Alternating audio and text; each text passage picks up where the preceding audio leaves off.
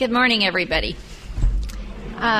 It's always nice to be asked to participate in any meeting, anywhere, especially that has anything to do with Alcoholics Anonymous and Al-Anon. We were here about, we're not sure how long, maybe 8 years ago, 7 or 8 years ago, but we were all over at the Sheraton then, I think. And we did the family meeting then. We talked at it. And well, we lived together and made it this far, so we'll see if this meeting does us that much good later. I told somebody, I said, should we tell you now or later that we filed for divorce? So that was a bad joke. No. Thank you to the committee and to all the people who have hosted us and welcomed us, as so many people do. My name is Karen Maloney, and I truly am a blessed Al-Anon. My home group is Lake Whitney, Texas, the Al-Anon group there. And just in case you're not familiar with Lake Whitney, Texas, it happens to be the AA capital of the world. And we have one person that knows that. And we have this big sign in our clubhouse, and it says, Lake Whitney, Texas, the AA capital of the world. So, I mean, it's even in print, so it must be true. And I think humility is their primary goal, but I think they're having a little trouble with that one. Seriously. They say that when we're asked to share, that we're asked to share experience, strength, and hope. And that's what it was like and what happened and what it's like now. And I will do that in a general way and as quickly as possible because we need to watch our time this morning. I was born in a little bitty town called Whitney, Texas. That was before we put the lake on it. And I was born to a couple. My parents had been married for 15 years and 15 days when I was born, and I'm an only child. Mother was 35 and Daddy was 41, and back then, that was really, late to start your family, especially since I was the only one. And their lives changed when I came along, If you don't have children and you're married, you probably run around with couples who don't have children. And all of a sudden, there are all these couples that have, never born children at that age, and there's me. And I was I was a dream come true. There were times, I believe, later that those dreams could turn into nightmares because, I didn't always do what was expected of me. And if I had, I wouldn't be standing here this morning. So, we qualify the minute that we walk in the door. I got ready to go off to college. There was no alcoholism in my home. There was not even alcohol in my home. My parents were very good Christian people. And if the church doors were open on that little Baptist church, we were there. I didn't want to be there, you understand. That was what was expected. And my daddy was president of the school board most of the years that I went through school. And so I was not allowed to come home and talk about my teachers badly. He would say things like, it's really difficult to find people who will teach at the fees and the salaries that they get and that really wanted to help the children. And so I just was not allowed to talk about teachers. Well, I thought that was sort of not fair because all the other kids got to go home and tell on their teachers, But anyway, I got ready to go off to college, and my daddy said to me, now, Precious, that's what he called me, he said, there are 3 men that Mother and I don't want you to date. Now, I knew that he was the smartest man in the world, but I didn't know he was psychic. And so I thought, how does he know who I'm going to meet? And he said, we don't want you to date anybody that's in the military because one of these days Uncle Sam will want to move them. And he said, what would we do if our baby had to move away? And I said, I don't know. And so that didn't sound too hard. And he said, and we don't want you to date anybody that's a Yankee. Because you know how those Yankees are. They come to Texas and we think they're fun sometimes, and sooner or later they're going to go home, and then you would have to leave. And I'd say, okay. Now, for Daddy, that could have meant anybody north of Dallas, because we lived 80 miles south of Dallas, and what I learned later was they didn't want me to go too far away. And he said, and for heaven's sakes, never date a Catholic. We didn't even have a Catholic church in that little town. We still don't have a Catholic church in that little town. And you know, I'm here, so you know what I did. It was the only blind date that I ever had. Anybody here single? Singles? Don't ever take a blind date. My God, you could marry them and they could be alcoholic. You know, what can I say? But anyway, it was the year before my last year in school, and it was a blind date. And he was born and raised in Columbus, Ohio, and he was in the U.S. Air Force, and he was Catholic. What can I say? It was like, and we were married for 15 years. I don't know where in that 15 years we were, but one day Daddy and I were out going somewhere, doing whatever, and he looked at me and he said, "Precious, do you remember the time that we talked before you went off to school about, who to and not to date?" And I went, "Yes, sir." And, and he said, now, at the time I had no idea that he knew that my husband at the time was alcoholic. I didn't even know it. How would he know it? And he said, "I'm just glad I never put any more restrictions on you." And that's all he said, And so I guess I am too. But we were in that marriage for 15 years, and I can tell you that it got quite crazy in that marriage during those 15 years. It got so crazy that I did crazy things. There was a time that I pulled a .45 on my husband, and I thought it was loaded, and he did too. And I pulled the trigger because that's the insanity that had gotten inside of me. Alcoholism is a family disease. It touches every single person that it comes in contact with. He just wanted to drink and be left alone. He was a doctor of veterinary medicine. He was the top of his class when he graduated. He has the IQ of a genius. And today he's a night watchman. And that's the disease of alcoholism. He is also the father of my son. And through all those years, we hear such horrible stories. He has always been a good father to my son. And that's what matters. So today I have a lot of respect for him, and I'm grateful that he is in my son and my grandson's lives. And I'm also grateful that my husband is sitting at this table. And it isn't him. And he's really grateful for that, I might add. But anyway, I had moved back back home. And, because when you crash and burn, you can always go home. I guess. At least that's what I thought. And so I went back home, and Mother and Daddy owned this little house next door to them, and they said that I could move in there, and that I could do anything with it I wanted to. And so I did.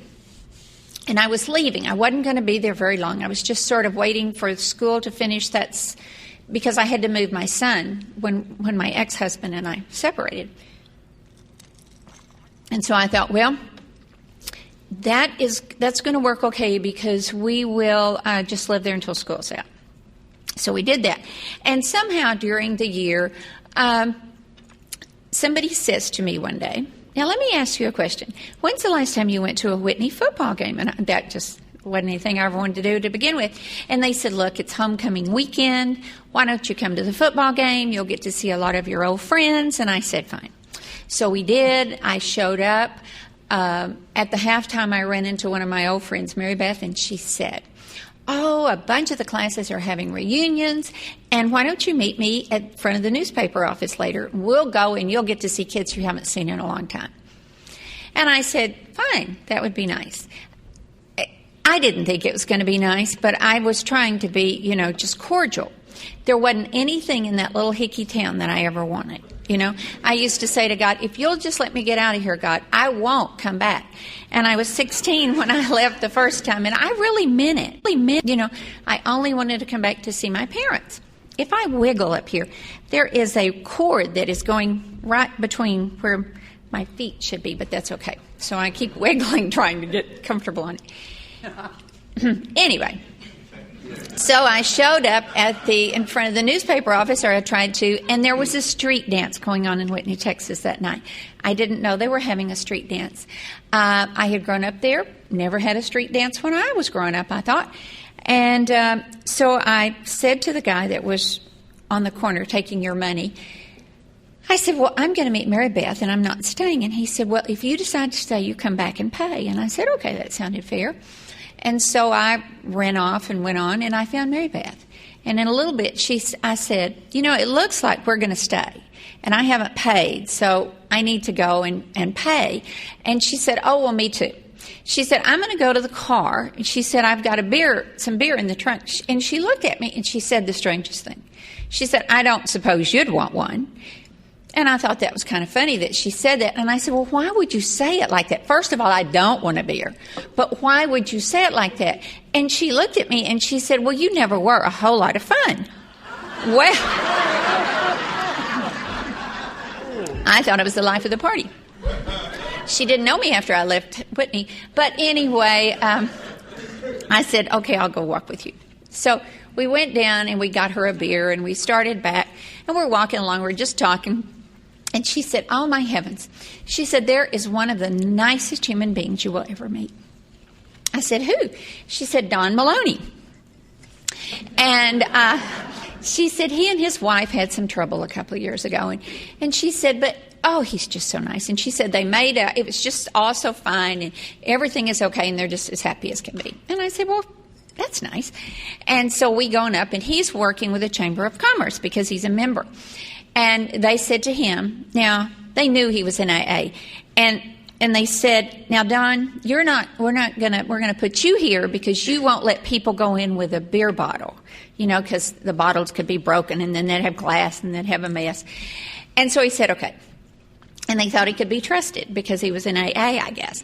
So anyway, I walk up to him and I said, I need to pay. And he said, okay. So he took my $2, that's what it cost, and he had to mark my hand. Now, I don't like stuff. I don't want stuff on me. I don't want you to write something on me. I'm sure not going to. And he had this little marker thing, and he reaches over and he takes my hand and he says to me, when I mark your hand, you're marked for life.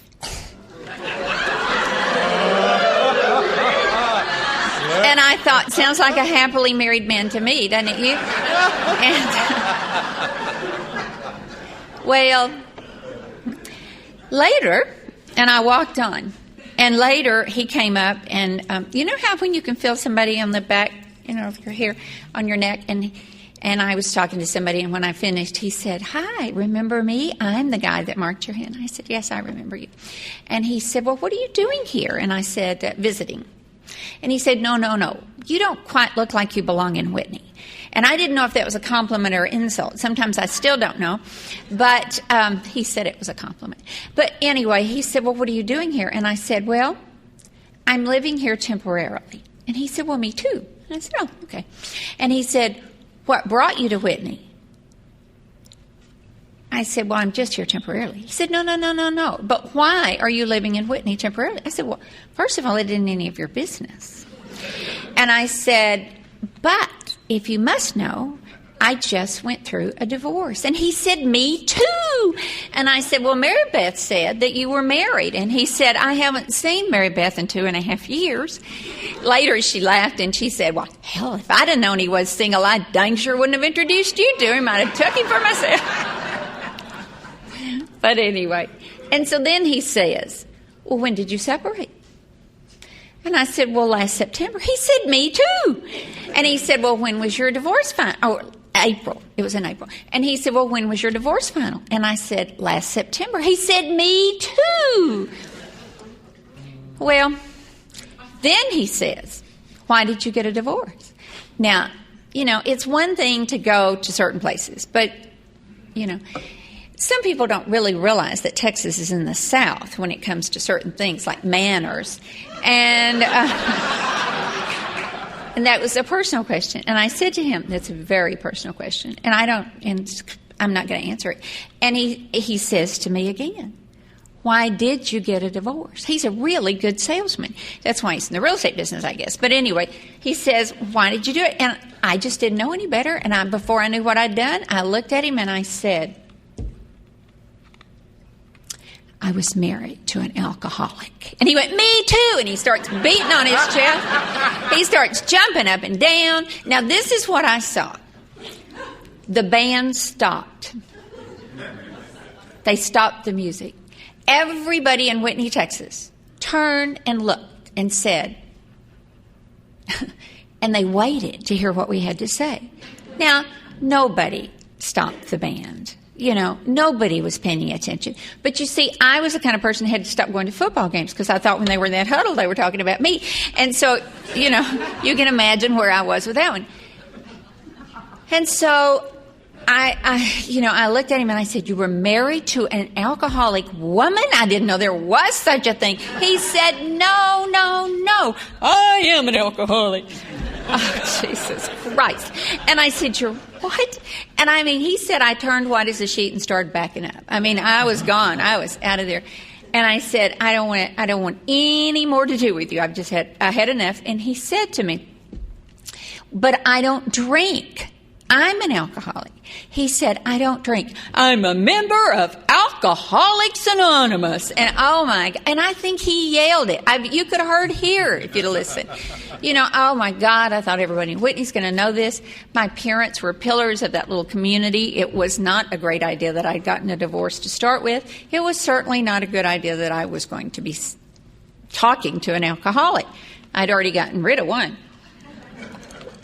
And I must say, to his credit, he was the one, when the time came, who said, we have got to stop this.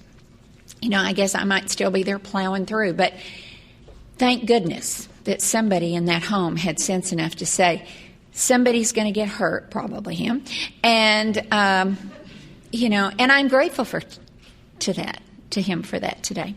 So then Don looks at me and he says, what you need is yourself a sober one. I said, no, I really don't. Thank you very much. And he said, oh, yes, you do. He said, how about if you and I go to dinner tomorrow night? And then we go to a meeting. And I said, thank you very much, but I have a date. I'm busy. And he said, well, who's your date with? I said, well, if you must know, it's with my attorney. Your divorce attorney? And I said, well, yes, but it's final. He said, well, I think that's a conflict of interest. I said, I don't think it's any of your business. And then he says something like, well, why don't you break it? I said, well, heavens no, why would I do that? I said, anyway, he's a senator. Well, today that might have a little different connotation than it did a while, but, And he said, I don't care if he's the president. He said, I think it's a conflict of interest. Well, the president would make more sense now. But anyway, I don't know, but I broke the date, and that's just the way it was. And this is 26 years later, that we're in right now. So things have been working somewhere. It didn't all go quite as smooth as you would think it might. Don he had 5 years sobriety when we met. I didn't know anything about sobriety. For all I knew, Alcoholics Anonymous was a place that you could go and drink. Nobody would tell. I didn't think about it. It just went through my head. When things go through my head, they usually come out my mouth, and it doesn't always, it doesn't matter where it comes out. It doesn't make sense sometimes. We dated for a year. I can tell you that that first meeting that we went to, that first date, it was not a very good experience. We went to this meeting, and you would have had to have been a drunk to have found it. It was out in the middle of East Moses somewhere, and I'd lived on that lake all my life, and I had no idea that this place existed. So you had to be a drunk to find it. And we go in, and it was gray. It was painted gray on the outside, but the inside was gray. And the reason it was gray is it could have been anonymous because there was so much smoke there you couldn't see the guy sitting as close as Mike. It was just unbelievable. And smoke has always just done bad things to me, and I thought, I've really made a mistake. And this man stood up, and he told this horrible story, and people laughed, and I guess tears ran down my face, And I thought, I don't need to be here. There is nothing here that fits me. We continued to date on the Saturday evening, and he and I would continue to go to those speaker meetings on Saturday night. And during the meeting, during the week, he went to meetings, and but I might talk to him on the phone, or we might have dinner first or something. But that wasn't a part of us, wasn't a part of me. And then he said to me, there's a conference this weekend, and I'd like to have you go with me, an AA Al-Anon conference. And I said, oh, I don't know. And he said, well, it's at the Baptist encampment where I'd gone to camp as a kid. It was bad then. I knew it had to be worse. And he said, no, it's all new, and it's nice, and And he said, would you go with me? And I said, well, we'll see. Well, I did. And they put this horrible red shirt on me. Red's not my color anyway. And it said red shirts, which meant that if you were lost or you didn't know what to do, they could say, you were a red shirt, and they'd say, where's so-and-so? I didn't know where anything was. And they wanted to hug you. Oh, God forbid. I didn't even know these people. Some of them smell bad. Oh, some of them, it just wasn't the kind of place that I wanted to be. And so, and they thought because I had this red shirt on, anyway, it was not a fun experience. And I thought, I think I'm just going to leave and not come back. Nobody's going to notice I'm gone anyway. But it was the Al-Anon meeting coming up, and the speaker was going to be a lady who later became really a part of my life. And that was Sally C. But the lady that got up to introduce her talked about that when her husband had gotten sober, he wanted her to go to a conference with him. And she said, I'm not going to be one of those alcoholics. And he said, okay. And she got there, and they had one color badge for one and one for the other. And they said, are you AA or Al-Anon? And she said, I'm neither. My name is Beverly R. And I want it to say Beverly R. Visitor. I want you and them to know I am not part of you or like them. And they said, well, don't worry. We'll be sure to know that already.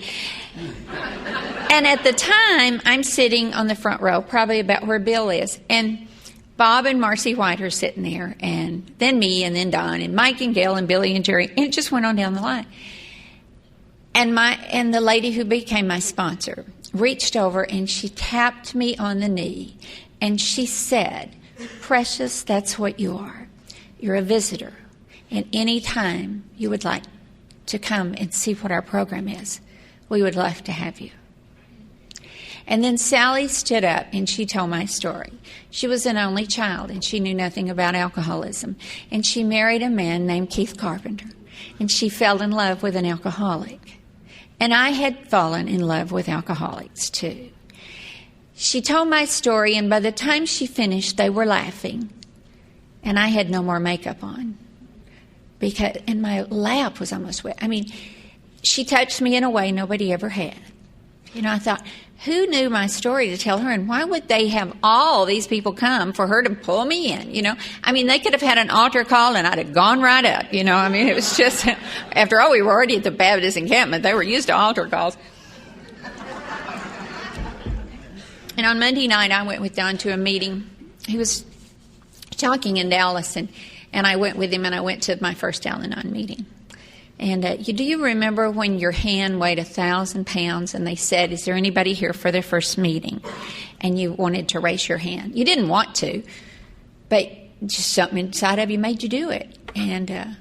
And all the people that were at that meeting, or a lot of the people, had seen me at the lake on weekends when they would come down for weekends, and they assumed, what happens when we assume? We all make mistakes. And they assumed because they saw me at speaker meetings on Saturday night in the AA room that I was going to Al-Anon during the weekend. I wasn't. You see, it was just a social thing that we were in, I thought, and I didn't want to have to, be embarrassed when Don and I weren't dating anymore. And me being his club. It could have been the country club for all I knew, but it wasn't. And was it not a country club? That's for sure. But my life changed that day. I decided that you had something that I wanted. There was a light in your eyes. It was a gleam. And people were home. When you looked into their eyes, somebody was there. And when you looked into my eyes, I didn't know it, but nobody had been home for a long time. Because you see, my life had gone to places that I didn't want it to go. It never went to places that my mother and daddy ever dreamed that I would go to or be. And I was a person who I no longer recognized, but I didn't know that. And my life changed. I called Marcy on Monday morning, and I said, Marcy, I went to a meeting last night. She said, well, Precious, I was at the meeting last night at the lake. And I said, no. I went to the one in Dallas with Don because, you see, I was the kind of person, if it didn't work, I didn't want to have to explain why. And if I went to a meeting at the lake and then I didn't go, I'd have to explain why, and I didn't like them. You know the story. So anyway, and she said, okay, wonderful, I'm glad you went. And I said, they said I had to have a sponsor. I said, would you be my sponsor? And she said, nothing would please me more or honor me more than to sponsor you. And she said, however, Precious, I will tell you that we will work the steps of Al-Anon as if our lives depend on it, because there will come a day in your life that your life will depend on it, if it doesn't now. And she was right. There came a time in my life that depended on that. I have a son. His name is Walter. He was born in that first marriage. He's just a precious. He's just precious. That's all I can say. We have a grandson now, and life has changed. When Don and I married, Walter was 8 years old. And there is so much a part of Don in Walter that he's almost more like Don than he is his own dad. And he has wonderful relationship with both. And that's because of the program. Don and I hadn't been married very long, and we were building a new house. And we had bought this other house to build bought this other house to live in while we were building. And one night something happened. I don't know what it was, but he wasn't minding very well. And I said to him, it's over. You know, building a house is a pain anyway. And I said, this marriage is just over. It's not going to happen. I want you out of here.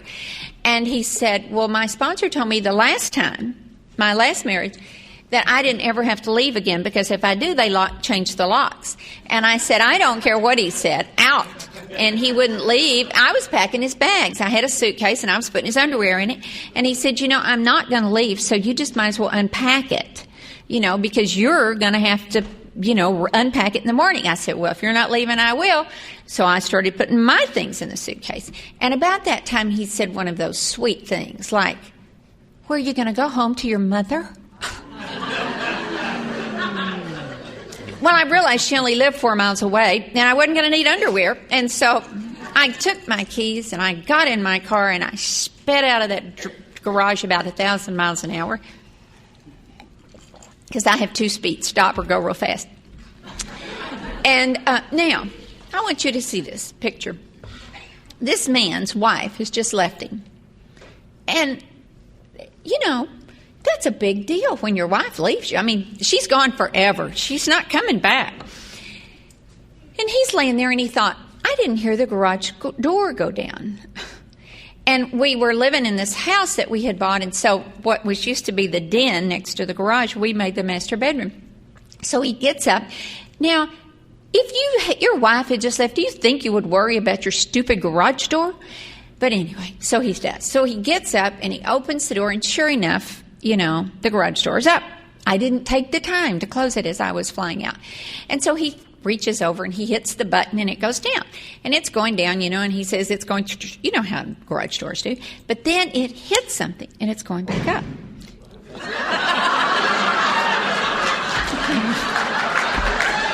We can close with the Lord's Prayer. I said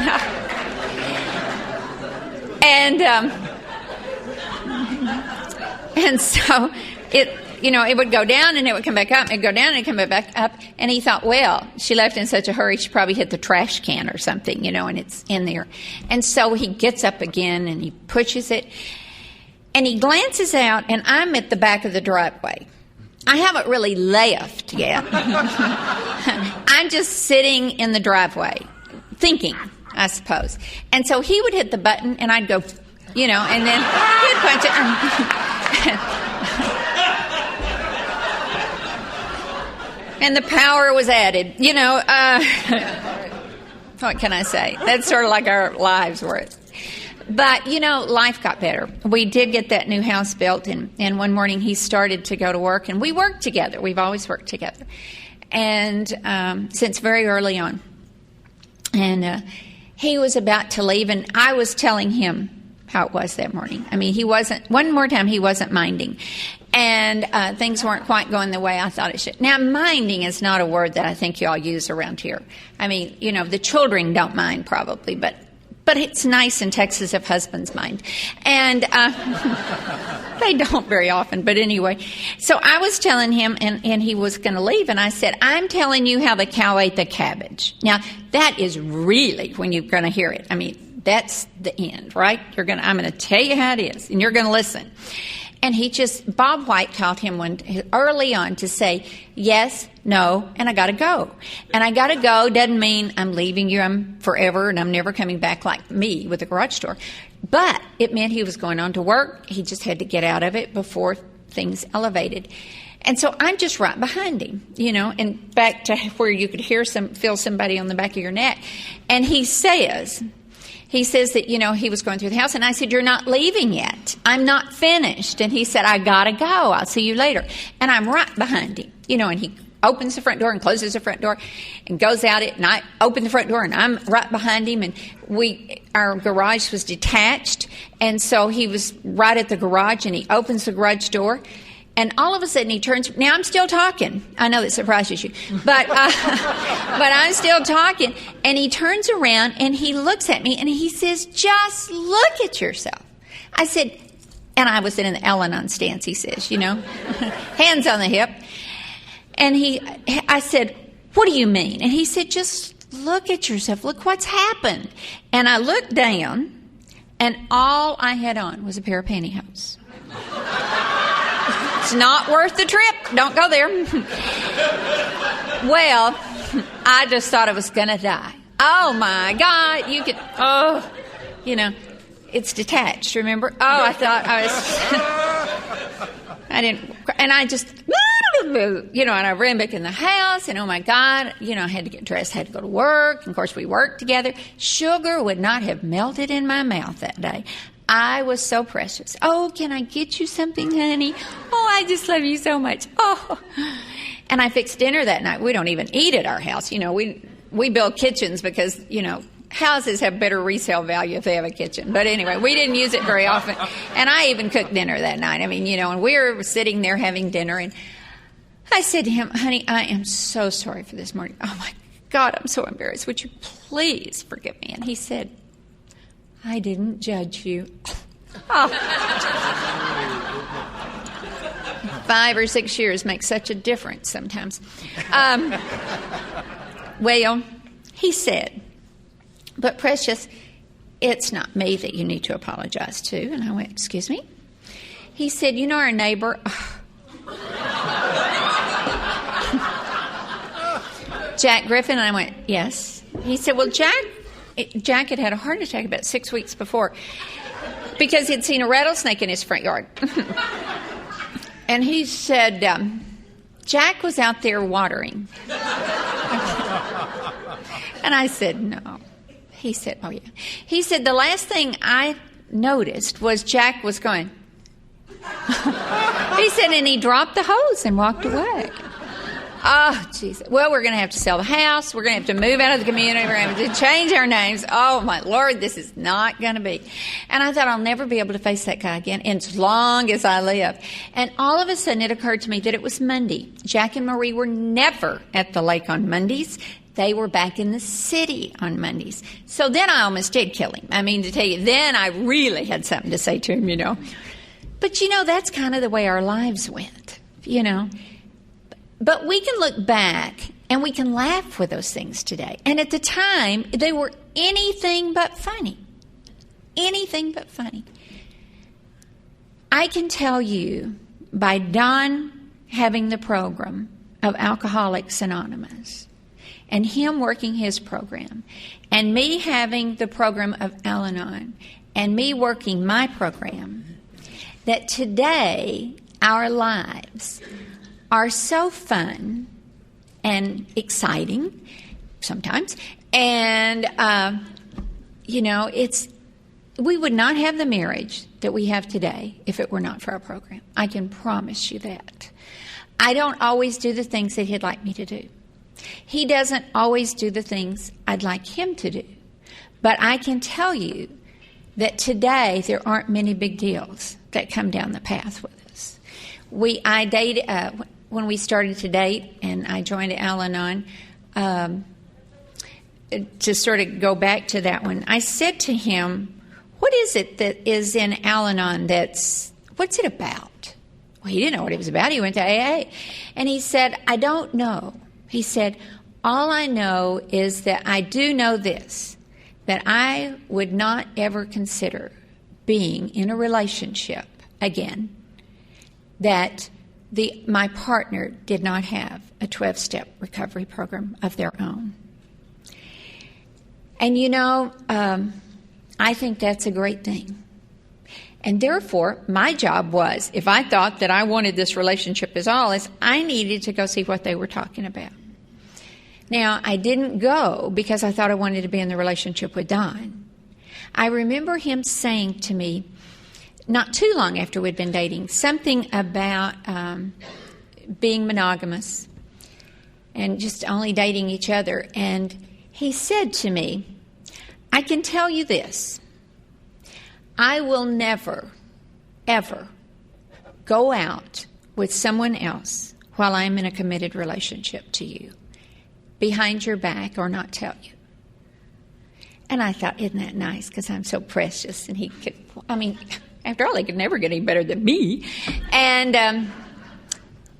then he looked at me and he said, "And I love you dearly, but that is not the reason that I wouldn't go." And it didn't make any sense at all to me. But a lot of things in this program didn't make sense when I heard it first. Sometimes they don't make sense lots of years later. But what he said is, he said, "When I came to Alcoholics Anonymous, I had no self-worth. I'd lost that somewhere, and self-respect." And he said, "It has taken me this point of time to gain that back. And because of the self-respect and self-worth that I have today, I would not do that to a relationship that I'm part of." At the time, I thought, I don't think he thinks I'm number one. And if I couldn't be number one in his life, why would I want to be at all? But as time has gone by, I have learned to love that and honor it and respect it. There aren't a lot of people whose lives, actually, we laugh and go on sometimes about, we have a lot of friends. We have a lot of couple friends. And I can tell you that at Lake Whitney, where we grew up in Al-Anon and AA, there are a lot of very healthy couples there. And that's what it's about. It's about couples being in recovery. And we do respect each other, but we watch them. And we watch them go through things, and then we can go through things. Today, there's nobody that I can look around and see whose place I'd want to exchange with mine, of all these couples. And they've all, ours is the shortest marriage of all. And we're going to have 25 years in a couple of months. And, we're what we want to be today. We live in Mexico in the winter, and we live in Colorado in the summer, and we live in Texas in the spring and the fall, which is not long. Don says 3 days will take care of Texas in the fall, But nobody, our friends think we're all just crazy. They just think we're nuts. And we are. But, we're nuts together. And today we do what fits us. My son says, "Mom, if it weren't for cell phones and emails, I would never have a clue where my mother is, And I said, "Yeah, but all you got to do is let me know." Don has a son and a daughter, had a son and a daughter when we married. Walter was 8, Christy was 9, and Matt was like 12. And, we've had these with our families, just like I think everybody else does. But the good thing is that we have 12 steps that no matter what's going on in our lives, we can take and put those steps into play, and we have something to work with. And it doesn't matter today what's going on between us. And it doesn't mean always things are perfect, because I will just tell you that they're not. But it's more perfect than anything you could have ever told me I'd get. If you said to me, make a list of all the things you'd like to have in your life, places you'd like to be, the husband you would like to have, the relationship. If you had said that to me 26 years ago when I came into these rooms, as you've heard before, I would have cheated myself. Because today, I can look you in the eye. I can look my husband in the eye. They said this is a program of honesty. That doesn't mean that I tell them everything that goes through my head. And I sure don't want to know everything that goes through his head. My sponsor says to me, when you're angry with Don, call me. Don't call him. Don't tell him. Because you know what? I know it would surprise you, but I'm just sort of right here. If it's going on, let's just get it over with while it's here. And that's just not always the best way. I can't ever get that bad. I can tell you I'm sorry. I can tell you, oh, please forgive me. There's a little thing that when we live in Colorado and in Mexico, we have wonderful home groups there too. But they close their meetings with the Serenity Prayer. They open them that way too. At first I thought it was because they just couldn't learn 2 prayers. But they have other reasons. But you know what? It sort of cheated us a little bit, and I'll tell you why. First of all, when we do something at our house, and when one does something that the other one, whatever, shouldn't be doing, or we wish they hadn't done, or, it's a 10th step. We say to the other, I was wrong. We grew up saying, I'm sorry. I'm sorry. I'm sorry. Oh, I'm sorry. I'm sorry. It's not the same as I'm wrong. And today I will look at him and I will say, Loney, which is my pet name for him, I was wrong. Will you forgive me? Now, it works best. They always say when there's one wrong, there's two. And if he says, oh, yes, precious, I will forgive you. And I was wrong, too. Will you forgive me? And I go, oh, yes, thank you so much. But he doesn't always say that, Sometimes he'll say, let me have a little time. I don't want him to say, let me have a little time. I say my part, you say your part. We were on our way to, and I'm going to close with this, but we were on our way to a meeting one night, and we lived about 3 minutes from the club. We got in the car and we were fine. By the time we got to the club, we could have killed each other. And I don't know if you all are ever like that, But, and what happens is we get out of the doors of the car and we go, hi, how are you? Oh, life's great. And most of the time before we get back to the car, we don't remember what the fight was about to start with. But, we could have killed each other in 32 seconds. And it was at that meeting that night. It was a speaker meeting on Saturday night. And when it came time, for the Lord's Prayer, somehow we ended up holding each other's hands. And I don't know if when it got to the part about forgive us our trespasses as we forgive those who trespass against us, I don't know if Don squeezed my hand or if I squeezed his or maybe God squeezed ours. But I do know that we glanced at each other at that very moment. And it was okay. Since that time, I have never been in a meeting of Al-Anon or Alcoholics Anonymous when the Lord's Prayer was said that if he is in that room, it doesn't matter where he is. I can just open my eyes and glance at him and he with me. And sometimes you can't always see each other, Doesn't matter. I just open my eyes and I know that it's okay. It's just a little 10th step. By the time we left that night, everything was just great. So when we go to PV, to Mexico, and to Colorado, and they close with a Serenity Prayer, it's really hard for me not to get a resentment. But they said it was okay. I had 12 steps and I could deal with it. Thanks.